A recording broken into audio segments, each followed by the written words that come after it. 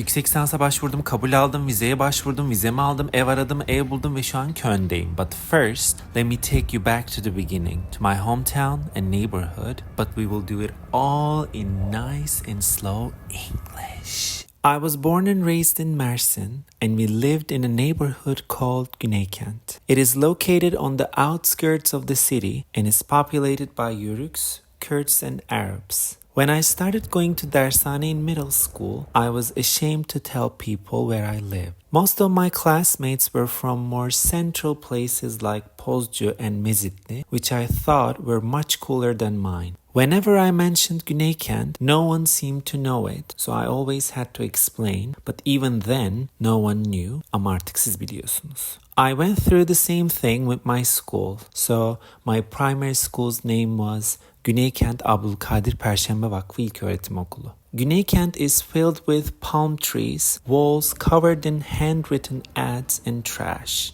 In the middle of all the greenery, you will always find some chöp. The buildings are all 4 stories tall, and you can always see solar panels and water tanks on the rooftops. When I was a kid, we had a bath day, and we had to plan it according to the sun. If there was no sun, there was no bath.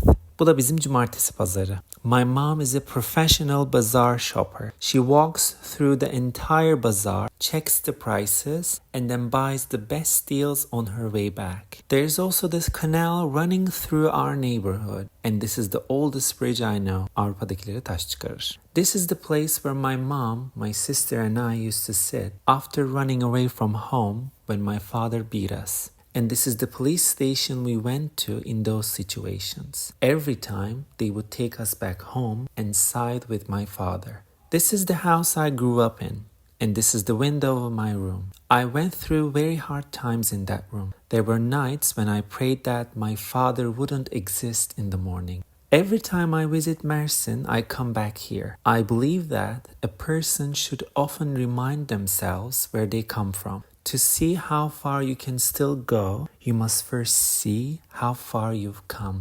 Once I was ashamed to say the name of this place, but now I speak of it with pride because it made me who I am. Right now I'm in another country and I'm not recording this to say nereden geldiğin bir önemi yok. İstediğin hayatı yaşayabilirsin. Aksine nereden geldiğin çok önemli ve ona rağmen değil, onun sayesinde, onunla birlikte de seni hayatta hissettirecek bir yerlere gelebilirsin. A tree without roots can't grow, and I'm proud of my roots. Now it's time for my branches to reach higher and for my fruit to grow sweeter.